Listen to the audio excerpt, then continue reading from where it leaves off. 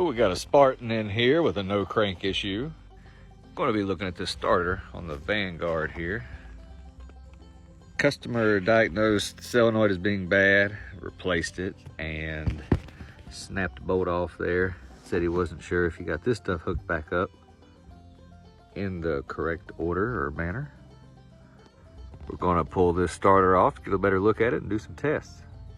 It's good in these situations to stop and assess things before you just blindly start disassembly.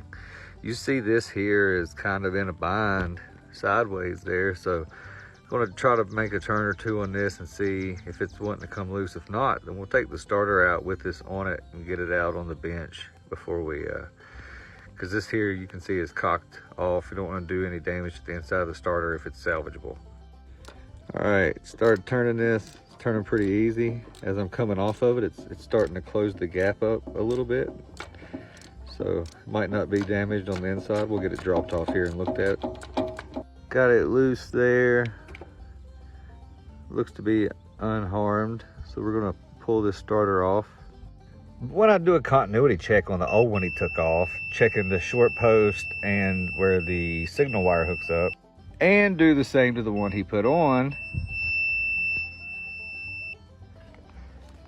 it shows me that both solenoids are behaving the same without power applied to them. So I'm gonna go ahead and pull the starter. We're probably gonna bench test it and then start working backwards from there.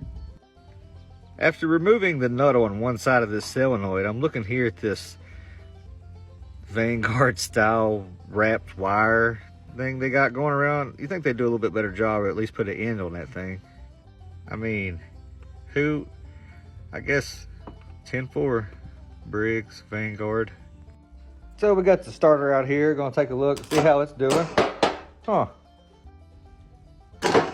This is the old solenoid, and that would represent power coming in, and then this switch would complete the circuit. You see that thing moving there? It works as a plunger here. On your starter, you have this arm. This arm moves up, draws that down. And when this arm comes back down, up. That's all it does is move that thing up and down. And here's the new starter. Seems to be working fine too. So the next step is going to be going to the hardware store, getting another one of these bolts to match this one, going and checking it on my thing, extracting this one. It's about a $60 solenoid, but putting the old one back on and putting it together on the engine. It's a key code style start, and it could be something in that and nothing to do with the solenoid or starter at all. The problem was the solenoid. It just needed seating and correct installation.